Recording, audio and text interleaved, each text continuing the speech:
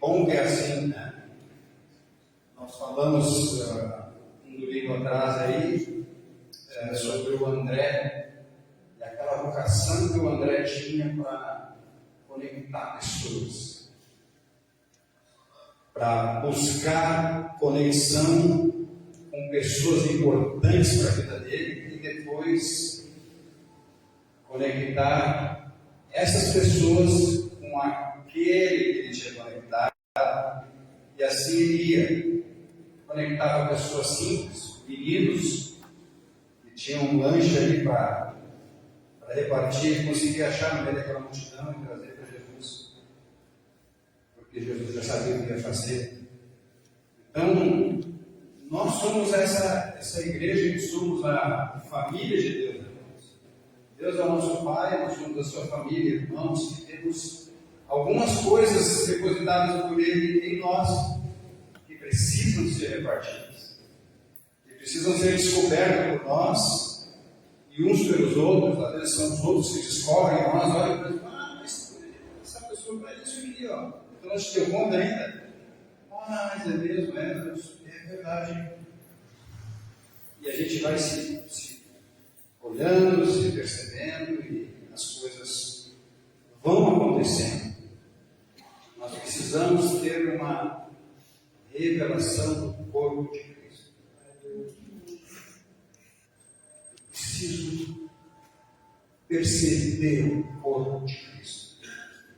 Não só o irmão tal, fulano, beltrano.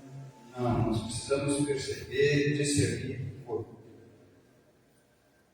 Claro que nós somos indivíduos, somos pessoas, né? Somos pessoas. Mas Deus é esse Deus que une as pessoas, é Deus de comunidade, e Ele é Deus que chamou uma igreja. Jesus disse: eu edificarei a minha igreja. Eu edificarei a minha igreja. Nós precisamos ter uma visão de Cristo como cabeça da igreja. A gente sabe, a gente ouve, a gente vê Cristo a cabeça, passando toda. Estou falando que a gente precisa ter uma revelação de Cristo Jesus, o Senhor, a ressurreto, que morreu na cruz, que ressuscitou, que está à direita de Deus Pai. Ele é o cabeça da igreja. Posso ouvir um amém? Amém. Vocês estão prestando atenção.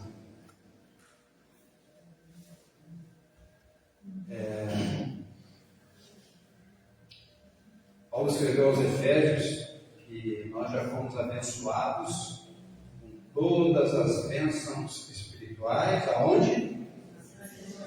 Os celestiais em Cristo Jesus. Quando nós oramos, hoje os irmãos estavam orando, hoje eu tirei uma folga da nossa cria para cá, não tem mais para mim aí, mas os irmãos estavam ali orando, eles estavam orando e eles estavam chegando às regiões celestiais, para alcançar as bênçãos espirituais, tocá-las pela fé e trazê-las para a terra, para a vida da igreja. Talvez para ti, que está aqui, para mim, que não está, eles estavam orando. A igreja precisa fazer isso. Por que eu estou dizendo isso aqui? Porque eu vejo que quantas coisas foram liberadas na vida do André. A igreja orava, a igreja permitia orar, sabia? Perseveravam na oração, perseveravam na doutrina dos apóstolos, no partir do pão e nas orações. E isso era um testemunho. Eles testemunhavam de Deus desse jeito, sendo assim. E Deus era revelado, as pessoas se convertiam, as pessoas vinham, caíam na graça do povo, e Deus acrescentava os que iam sendo salvos. Então, o André deve ter recebido assim, uma revelação muito clara do que o Espírito Santo queria dele. Ele era um homem que buscava Deus, ele queria saber do Messias. E chegou até o Messias, ele foi o primeiro. André é o primeiro, sabia? Ele foi o primeiro, depois ele trouxe o Pedro, o irmão dele, e assim foram vindo. Quanto a gente tem buscado de Cristo para conhecer o Senhor? quão importante é para nós, quão importante é para mim que eu conheça Jesus. Para Paulo, ele diz que considerou o resto como esterco, como refúgio, como lixo, pela sublimidade do conhecimento de Cristo. E foi encontrado por Cristo naquela estrada de Damasco lá. Vamos ver um pouquinho disso aqui. Mas, interessante que essa semana, a gente, 2 semanas, né? Só sobre o André. E eu comecei a notar algumas conexões acontecendo. Pessoas entrando em contato comigo, eu entrando em contato com outras pessoas.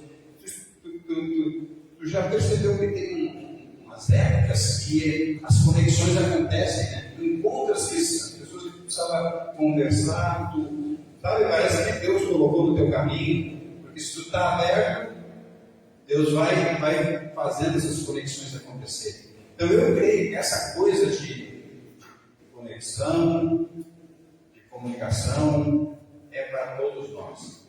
Talvez alguns sejam uns Andrés encarnados, eu disse aqui, esquece, apaga. Alguns sejam, sabe, como Elias, né? O espírito de Elias, o espírito de André, está de uma forma mais assim, notória na vida de alguns. E a gente precisa se perceber, irmão. A gente precisa ajudar a perceber os irmãos para que eles entrem nesse rio aí, que é a igreja. Agora, hoje eu quero falar sobre outra pessoa lá da igreja primitiva, que é o Barnabé. A gente já estudou um tanto a vida de Barnabé. Eu quero ensinar sobre isso de novo hoje à noite. Eu creio que, como o Paulo César falou aqui, vai ser novo, vai ser algo novo para esse tempo que a gente está vivendo. Quando a gente lembra Barnabé, eu lembro uma palavra: integração. Vocês vão ver por quê. O Barnabé era essa pessoa que integrava as pessoas. Quando tem alguém assim que não se sente muito bem com o ambiente, já se sentiu assim. Chegou no ambiente, não testificou. Pelo contrário, tu sente ali um peixe fora d'água, vai morrer sufocado. Está ali, não sabe para que é, qual é o propósito. O Barnabé gostava de peixe fora d'água. Não podia ter um peixe fora d'água, ia lá arrumar uma integração com aquela pessoa que estava sentindo na vida da igreja. Então a gente vai começar lendo em Atos 4, 36 e 37. Eu não vou ler todo o texto assim, tá? Eu vou fazer algumas parágrafos aqui para a gente aproveitar melhor a história desse homem. Atos 4, 36 a 37. José, a quem os apóstolos deram o sobrenome de Barnabé, que quer dizer filho de exortação, levita natural de Chipre, esse nome também, filho de exortação, significa filho da consolação, filho do encorajamento.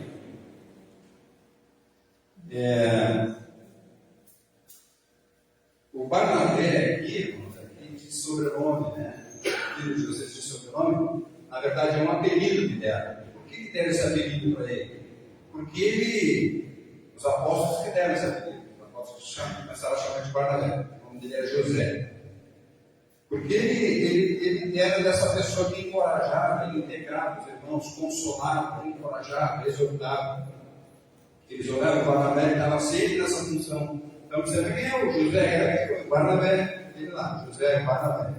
E passou a ser chamado Barnabé. A gente conhece ele por Barnabé ali. Né? Uma coisa que o Barnabé fez, irmãos, que está aí nesse texto, é que ele deu um campo, ele era natural de Chipre, é uma ilha, e tem muita pedra preciosa, sabe? E é uma ilha de muita riqueza, assim, né? Um campo lá valia bastante coisa, tinha bastante valor. E ele vendeu o campo dele e trouxe o valor aos pés dos apóstolos. Porque isso era comum o pessoal fazer, né? Era comum, sabe por quê? Em Atos 2, ali, muita gente se converteu, 3.000 pessoas. E você já leram aquele texto ali? Árabes, romanos, de Chipre, não sei da onde mais, de muitos lugares. Tinham judeus que tinham sido dispersos. Essas ilhas de Chipre, por exemplo, lá era uma comunidade judaica, tinha uma comunidade judaica forte lá. E quando eram nas festas de Jerusalém, eles vinham para a capital, Jerusalém, para fazer as suas ofertas, participar das festas. E converteram 3.000 num dia só. Você sabe disso. E eles estavam muito recentes aquele mandamento que Jesus tinha dado para eles. Jesus ressurreto aqui e disse: toda autoridade que foi dada para o céu e na terra, e portanto fazer discípulos. Fazer discípulos, a ordem é fazer discípulos. Indo não é um imperativo, mas fazer discípulos é. Indo, fazer discípulos, ensinando a guardar todas as coisas que você mandar. Então vocês acham que os discípulos, os apóstolos, podiam deixar essa gente que recém tinha convertido sair sem discipular eles, sem dar as bases, sem passar para eles tudo que eles tinham recebido recém de Jesus? Sermão do monte, toda a palavra, toda a vida que Jesus tinha transmitido para eles.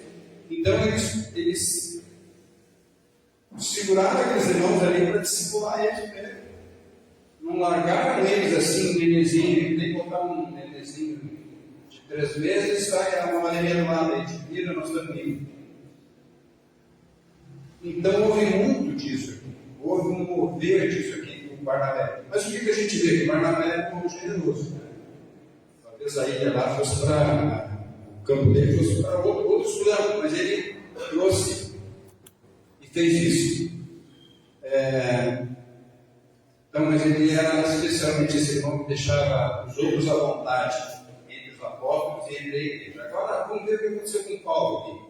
Atos 9, 26 e 27. Saulo, tendo chegado a Jerusalém, ele tinha recém aquele encontro com Jesus na estrada de Damasco. Lembra? Lembra? Sim. Alguns lembram. Aleluia. Ele chegou a Jerusalém, né? Ele procurou juntar-se aos apóstolos, juntar-se com os discípulos, aliás. Todos, porém, o temiam, não acreditando que ele fosse discípulo. Aí tem um mas aqui, né? Mas Barnabé, tinha que ser ele, né? É ele sempre que faz esse tipo de coisa. Ele, tomando consigo, levou aos apóstolos e contou-lhes como lhe vira o Senhor no caminho e que este lhe falara e como em Damasco pregara ousadamente em nome de Jesus. Barnabé também ouviu, ele teve que ouvir Saulo, ele teve que ouvir o testemunho de Saulo. Não estava lá em Damasco na estrada para saber disso aqui. Ele ouviu toda a história de Saulo, o testemunho daquilo que tinha acontecido na vida daquele homem, uma riqueza tremenda, um testemunho tremendo. Alguém teve que parar para escutar e para levar depois para os apóstolos. Eles, Barnabé chegou lá com Pedro, João, Tiago, aquela turma toda lá, e disse: olha, esse homem aqui teve uma experiência com o Senhor. Ele viu o Senhor na estrada de Damasco, e o Senhor falou com ele isso e tal, e daí, a partir daí, o Saulo foi recebido entre a igreja, os discípulos e os apóstolos, e pregava em Jerusalém, andava para cima e para baixo pregando. Só que ele foi falar para os helenistas, eu acho que a partir do versículo 21 e 30, 28, do 28 ao 30, tem isso aí. Tem essa história. Ele falava e discutia com os helenistas. Quem eram os helenistas? Eram judeus de fala grega, de cultura grega. Judeus que tinham ido para lugares de fala grega e de cultura grega, e eles eram chamados de helenistas. E quando Saulo foi conversar com ele, achava que o negócio ficou feio, discutiram, e logo em seguida eles o quê? que diz na tua Bíblia? Está acompanhando? Um meio de tirar ele. Estavam procurando uma maneira. Já que queriam matar, queriam. Só estavam discutindo como é que vai ser. O Paulo já tinha descido daquela muralha de Damasco no cesto. Porque a coisa tinha mais ou menos acontecido a mesma coisa. Só queria matar ele. Porque ele pregava o Evangelho. E as verdades não partiam para aquela gente lá naquela época. Não aceitavam. Queriam acabar com aquela fonte de confronto da sua religião, né, dos seus deuses. E agora eles estão querendo matar Saulo. O que acontece? Os apóstolos olharam para Saulo, esse novo convertido está nos causando problema aqui um pouco. Nós temos que primeiro poupar a vida dele, cuidar da vida dele, tirar ele fora dos perigos. Segundo, dar um tempo para a igreja ficar mais tranquila. Que o Paulo arrumava a confusão. Esse bom sentido, né? Era ousado. Ele era ousado. E aí o que eles fizeram? Saulo era de Tarso. Eles foram lá, compraram uma passagem de um navio para Tarso, só de ida. E tchau, Saulo. E aí, depois disso, disse que a igreja andava em paz. Toda a Jerusalém. O Paulo era verdinho mesmo, ele discutia e tal, aquela coisa, não tinha amadurecido aí. Então ele foi, agora você imagina, para Tarso, essa cidade dele, Tarso. Os historiadores dizem que afirmam que não tinha nenhum cristão lá nessa época. Saulo deve ter ido para a casa da mãe dele, na casa da família dele. Sempre a mãe que recebe, né? Sempre ela recebe. Eu não fiz as contas aqui, irmãos. Quantos anos Saulo ficou lá em Tarso? De molho. Cheio da palavra, cheio de experiência, cheio de graça para repartir, para reunir, para ensinar, tudo ele ficou lá. Enquanto isso, aconteceu uma coisa em Atos 11, 22 a 24. O Evangelho, essa cidade aqui, Antioquia, né? O Evangelho chega até Antioquia. Essa aqui não é a Antioquia ali de Israel, aqui daquelas voltas de Israel. Essa Antioquia é a capital da província romana da Síria. Era a terceira cidade do Império Romano, era uma cidade importante. E o Evangelho chegou em Antioquia da Síria. E muita gente começou a se converter. E a liderança da igreja em Jerusalém, está tudo nesse trecho aí. Decidiram enviar quem para lá? Aquele monte de novo convertido que estava pipocando, pessoas novas na fé, que precisavam de encorajamento, precisavam de fortalecimento, enviaram Barnabé para lá. Barnabé chega lá e ele diz esse texto assim, que ele viu a graça de Deus naquele lugar. Pensa num lugar assim, num Capão do Leão, não, o Capão do Leão é muito pequeno para ela, está pertinho do Capão do Leão. Pensa naquele lugar com pessoas precisando se converter, e umas falando para outras, o Espírito Santo descendo ali. Conversões, mudanças, transformação, é um avivamento que estava acontecendo em Antioquia. E quando Barnabé chegou, disse que viu a graça de Deus. E tendo visto a graça de Deus, se alegrou. Se alegrou. Ele já tinha vivido uma experiência em Jerusalém, ele já tinha visto o poder de Deus ali no Pentecoste, e aquela igreja crescendo ali. Mas ele chega em Antioquia. Ele vê a graça de Deus ali nas irmãos e ele se alegra. Ele tinha essa capacidade de se alegrar com a graça de Deus na vida de outros irmãos em outros lugares. Já viu aquele irmão assim que conta para ele: ganhei uma alma para Jesus, parceiro da vida, mais parceiro que lamparina de sangue de Jesus. Aí ele diz assim para ti: Só uma. Eu ganho 10 por semana.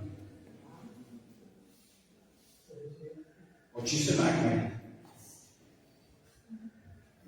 O Barnabé tem essa capacidade de se alegrar com a graça de Deus na vida dos outros.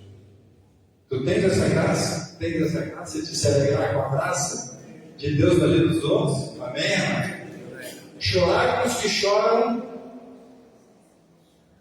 Vai lá. Tranquilo. Mas se alegrar com os que se alegram. Reconhecer, encorajar, afirmar isso aí, permaneça o Filho do Senhor. Que coisa linda isso aqui, tremendo. E ele se alegrou e passou essa alegria, passou esse encorajamento. Tendo a graça de Deus, alegrou-se e encorajava a todos para que permanecessem fiéis ao Senhor. Ele já botava mais um ingrediente. Agora, fidelidade. Fiéis ao Senhor. O verso de 34 nos diz que Barnabé era um homem bom, cheio do Espírito Santo e de fé. Homem bom, cheio do Espírito Santo e de fé. E uma multidão foi acrescentada ao Senhor. Ali em Antioquia.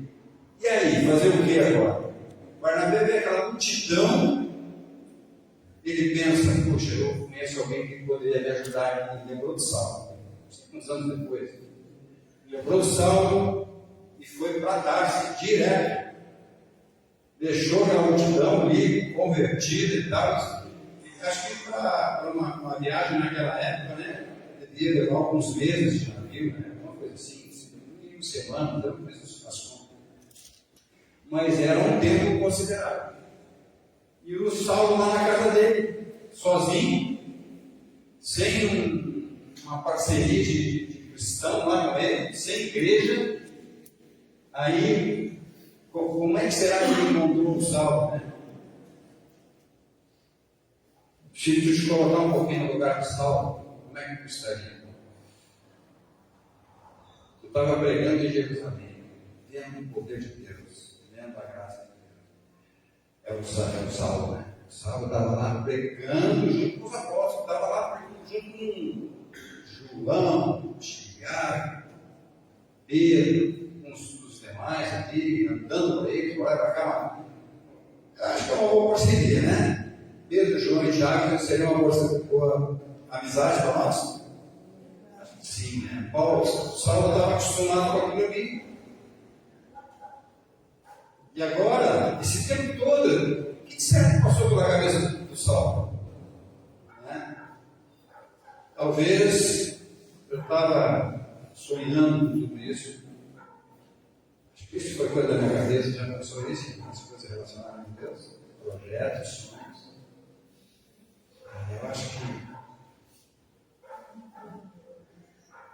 E aí chega o Barnabé lá, né? O rodapé disse que 9 anos o Paulo estava lá. 9 anos em Tarso. Em Tarso? 9 anos em Tarso.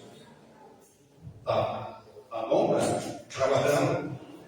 O abençoado, né? Lixar, quebrar, moer, deixar ele conhecer ele mesmo.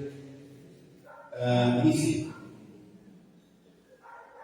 Aí o Saulo chega lá e ele foi decidido, o Saulo não, o Barnabé, ele foi decidido a levar o Saulo. Aí imagina ele ouvindo o Saulo, essas coisas todas, mas que agora não mais, deixa de ser a ilusão da minha cabeça e tal. E ainda mais a Barnabé, o pessoal de Jerusalém queria me matar, eu não vou voltar para lá. Aí ele disse, não, é em Antioquia, vou te levar para Antioquia. O que está acontecendo lá é isso, é a obra de Deus lá. E eu preciso de alguém que me ajude a ensinar aquela gente toda lá, a discipular eles. E levou o Saulo para Antioquia. É aí que vocês veem o que aconteceu ali, é lindo, né? Levou-o consigo para Antioquia. Então, durante um ano, Barnabé e Saulo se reuniram com aquela igreja e ensinaram a muita gente. Em Antioquia, pela primeira vez, os discípulos foram chamados cristãos. E a gente aprende na escola bíblica dominical. E ela não tem mais escola bíblica dominical para adulto e para jovem. Mas glória a Deus, tem discipulado, tem as melanolias, né? Jesus. Deus tem nos dado tanta coisa boa, graças a Deus. Mas uma coisa que eu percebo aqui, irmãos, e vocês, a gente às vezes conversa sobre isso, a gente ora sobre o Senhor, e Jesus nos ensinou a orar. Senhor, envia os trabalhadores para a tua seara. E a gente ora, Barnabé percebeu como Deus enviou um trabalhador para a sua seara. E não deixou passar o mal. Ele lembrou, ele não deixou passar. Talvez ele serviu que era um tempo mesmo de Saulo estar lá, sozinho com Deus, enfim. Mas eu creio que a gente precisa dessa coisa de Barnabé. Perceber, de servir os trabalhadores que Deus manda para o nosso redor. De servir, perceber pelo Espírito.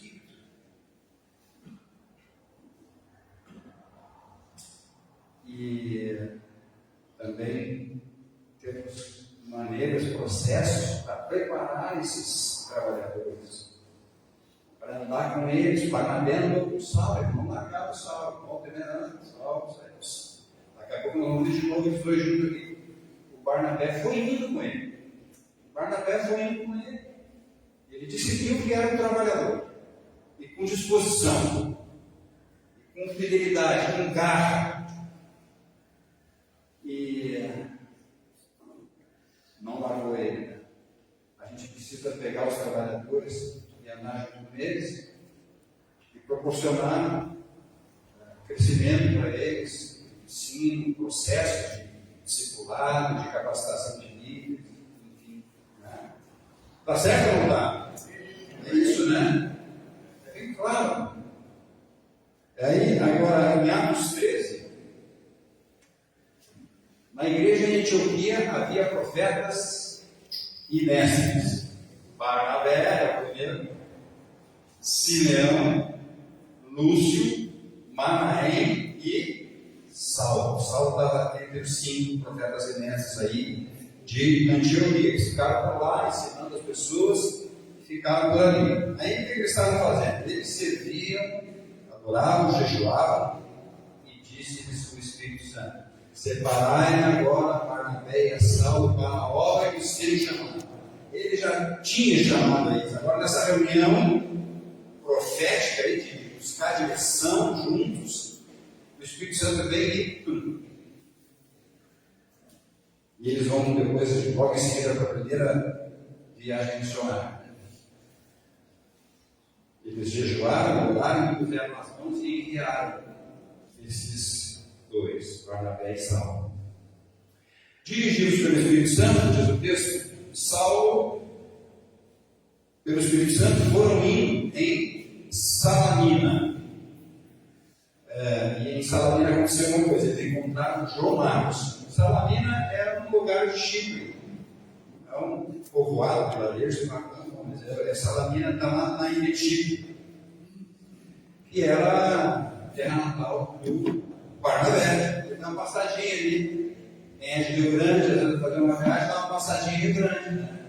Piratini, de Bagé, e assim vai. O Barnabé, na viagem missionária dele, deu uma passada ali em Salamina e encontraram com João Marcos. João Marcos surge assim, nessa história. Encontraram João Marcos nessa viagem em Salamina. E o João Marcos o seguia para auxiliá-los. Ele se juntou com aquela equipe. Era convertido, pelo que a gente entende do texto, e seguindo foram até Panfilha. E dali, João Marcos voltou para Jerusalém. É isso que o texto diz. Na segunda viagem missionária, Paulo diz assim: vamos vamos visitar os irmãos que nós pregamos o Evangelho de converter para fortalecer, vamos fazer essa rota de novo, vamos embora. Barnabé, vamos embora. Mas aí, o plano de Barnabé era levar João Marcos nessa segunda viagem missionária. Esse João Marcos, o que ele fez ali foi desistir da empreitada, no meio da estrada. Tá? Paulo não gostou disso, nem um pouquinho. E ele disse assim: João Marcos não vai conosco nessa segunda. E o Barnabé disse: vai. Opa. E houve, tiveram, não pequeno, não pouco desentendimento. E se separaram. Barnabé levou João Marcos e Paulo preferiu a companhia dos Silas. Formou outra dupla missionária. Multiplicou duas duplas. Bom, isso acontece, né, irmãos? Acontece ou não acontece? A Bíblia não esconde as fraquezas, as fragilidades, as coisas imaturas que são feitas. Né? Não eu dizer que isso aqui é imaturo, não. Isso é um homem, eles sabiam o que eles queriam aqui. Fazendo outras coisas menos, né, pequenas. A Bíblia é grande, monte. E essa aqui, que é de uma luta de dois líderes aqui, profetas e mestres, em Antioquia, homens com o selo de Jerusalém, os apóstolos. Uau! Agora, eu queria só, para a gente encerrar isso aqui, a gente analisar um pouquinho, um resumo do que a gente precisa aprender de Barnabé. Eu gostaria que vocês abrissem em 2 Timóteo 4,11. O velho apóstolo Paulo aqui, no final da carreira, se preparando para a morte já. Ele sabe que está no fim, está numa prisão. Ele escreve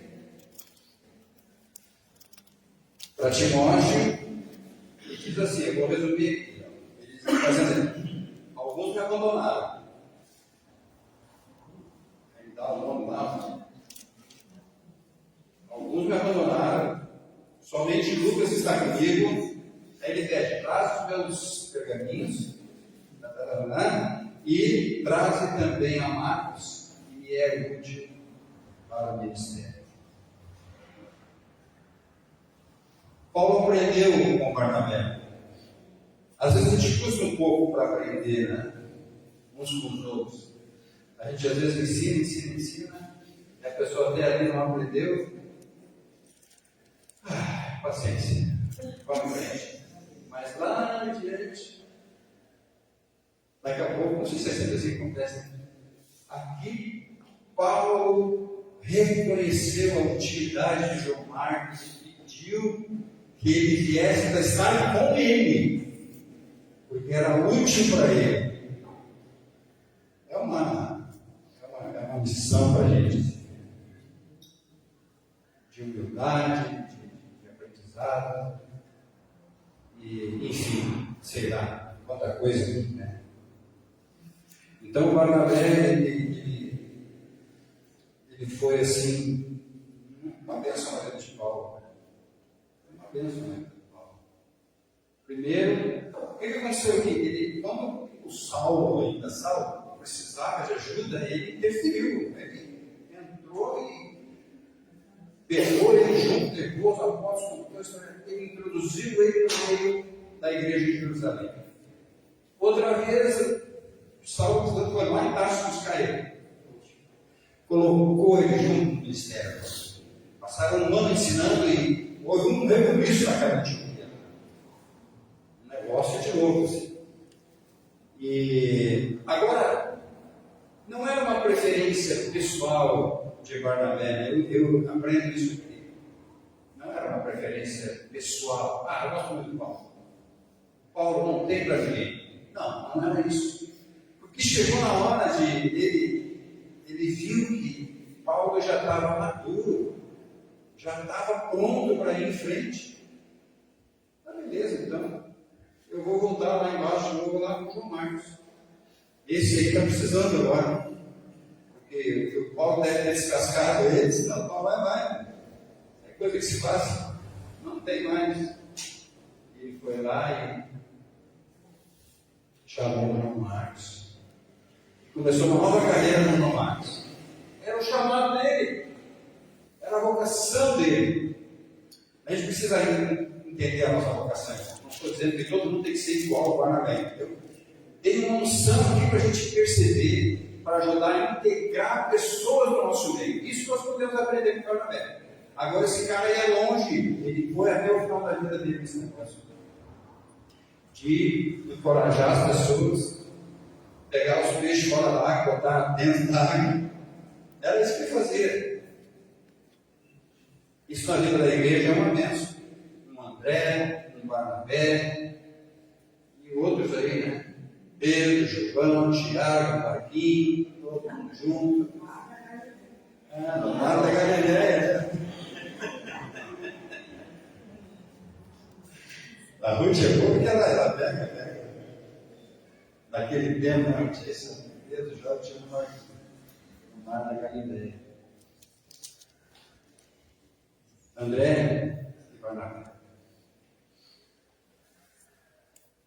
Pessoas para a gente não só, que história bonita, né? Que legal. Nossa, contou uma história legal do Barnabé. Não. A história que conta é a Bíblia. A gente precisa ir para dentro dela, meditar, né? Pedir para Deus, Senhor, o que eu posso aprender? O que tu queres que eu faça com a minha vida? Aí chega, às vezes chega alguém no nosso meio assim, colocando onde quer que seja, não vamos centralizar só aqui o tempo, né? Vamos pegar um grupo caseiro, vamos pegar onde a gente entra no trabalho, sempre tem peixe fora d'água. A nossa tendência às vezes é esse peixe fora d'água diferente aqui. Imagina o pessoal de Jerusalém com Saulo, esse cara querendo vontade. Vamos escapando, eu disse em mim, deixar ele sozinho, vamos embora. Meu Deus. Só Jesus. É a nossa tendência. Alguém entrou em contato comigo para dar uma força para um muçulmano que veio fugido, refugiado, ele, esposo do menino, veio para a casa do pai, que é muçulmano também, mas ele é cristão. Olha só. Me ligou o Pico, que é o Felipe Bernardes, pastor, quem deu seu contato foi o Maurício da Plaza Church. Eu já tive um projeto lá com o Marcelo. O que está acontecendo? Tempo atrás, está lá de São Paulo falando. Ele disse, um amigo meu, chamado Raj, que está nos Estados Unidos, conexões, que está nos Estados Unidos, me falou do Ramadã, que é esse muçulmano. Como é que ele se converteu e tal, e ele precisa de apoio, porque está em Pelotas aqui agora, não consegue ir numa igreja, não tem testemunho, não tem nada. E a minha primeira reação foi dizer, aí tem coisa. Tem coisa. Esses muçulmanos vão invadir a igreja aqui. Quem dera, né? E assim, os caras Deus aqui. Aí só tem problema, ele só fala inglês. Só fala inglês. O meu inglês não vai funcionar. Para isso a gente vai precisar. Eu fiquei com o telefone do Ramadã e falei com a Alice, que fala inglês, né? Alice, caso assim, eu queria, se a gente convidar ele para vir num culto, senta do lado dele, transmite a palavra e tudo do culto para ele. Eles faziam muito isso lá na Inglaterra. Aqui no Brasil, quando tem os ingleses também. Aí, pastor, ficou alegre. Eu faço aqui. Tá, aí eu falei de novo com os bíblicos, eu falei, se esse tipo é o cara que não é o bíblico, como é que esse negócio? Aí eu ali assim, primeiro falei com o Marcelo, Marcelo, conhece o Felipe, e sim, outro amigo, que estava tranquilo, pensa.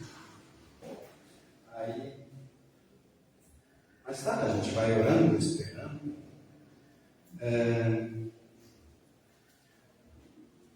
Falei para a Alice como é que seria o negócio. Aí eu disse para o Felipe esse, glória a Deus. Barnabé, o que a gente aprende com Barnabé? Ele foi um encorajador. Eu acho que Deus coloca os críticos também, sabe? Não só os encorajadores. Porque tem pessoas que criticam. A gente precisa aprender a receber a crítica. Porque conta toda uma história, a pessoa, na falha. Mas que bom, se chegou a falha e mostrou a falha. Beleza. Mas mesmo assim, a gente precisa de um equilíbrio, a gente precisa de encorajadores. Ele conta uma história de 10 pontos e 9 estão falhos, 9 estão furados, mas ele está tão empolgado aqui. Você vê que aquilo é algo de Deus, que Deus está trabalhando. O que vai fazer? O ponto que está legal, o ressalta. Não sei se assim funciona, né? É Deus sozinho. É aquele cara, né? Um cachorro todo no meio da estrada, nada e cai tanto que acha coisa boa em tudo. Olha esse cachorro podre aí, dente bonito, bem branquinho. É esse, entendeu? Não sei se vai jantar alguma coisa com o cachorro, né? Mas o cara consegue enxergar. Então, o Barnabé é um encorajador. Ele vê a graça na tua vida e se alegra. Que coisa tremenda, que coisa linda. Ele nem fala dele, ele tinha muito mais para falar de Jerusalém e tudo mais.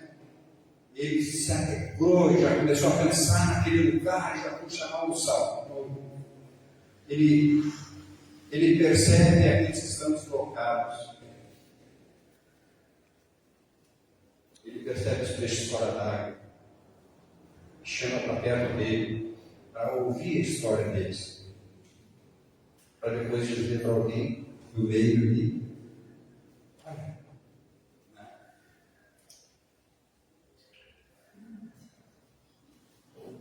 Essa outra que eu acabei de falar, não sei falar agora, ele mudou, né? Ele migrou do Saulo para o João Marcos. Pastor, o Marcos é o que escreveu o Evangelho de Marcos. Esse João Marcos. É esse aí, né? Deu bom, cara? Deu bom assistir. Teríamos 3 evangelhos só se não tivesse isso. Traz o João Marcos para cá, que ele é útil. Paulo abriu o olho, né? Não perdeu em relação ao João Marcos. Então é isso aí, meus amados. Eu gostaria que você fechasse seus olhos um pouquinho e pedisse a ajuda do Espírito Santo. Para o Espírito Santo abrir os teus olhos, abrir os teus ouvidos, abrir o teu coração, deixar o teu coração sensível para aquilo que Ele quer fazer através de ti. Em alguns momentos, um André, em outros momentos, um Barnabé, para ajudar, a integrar e a conectar as pessoas no corpo de Cristo, apresentar o Senhor Jesus, cabeça. Senhor, nos ajuda a orar com concorrência. Nós queremos pela fé, entrar pelo caminho vivo que foi aberto por Jesus até a tua presença, Senhor. Até o terceiro céu, trazer as bênçãos espirituais, Senhor. Trazer as virtudes de Deus, Senhor. Que o Senhor quer repartir conosco, já estamos à disposição, nós queremos trazer oração sobre a nossa vida e sobre a nossa congregação, Senhor. Sobre as nossas famílias, Senhor. Vem, Senhor. Sopra sobre nós, Espírito Santo. Tu és aquele que, quando a gente se desvia para a direita, para a esquerda, tu és o Espírito Santo que diz: este é o caminho, andai por ele. Obrigado por isso, Espírito Santo. Nós queremos ter coragem que vem de ti, Senhor, para te obedecer e te seguir. Nós buscamos essa coragem nos lugares celestiais, em nome de Jesus. Um céu aberto sobre nós, Senhor, sendo dirigidos por ti, Espírito Santo. Ó Espírito Santo de Deus, em nome de Cristo Jesus. Vamos adorar.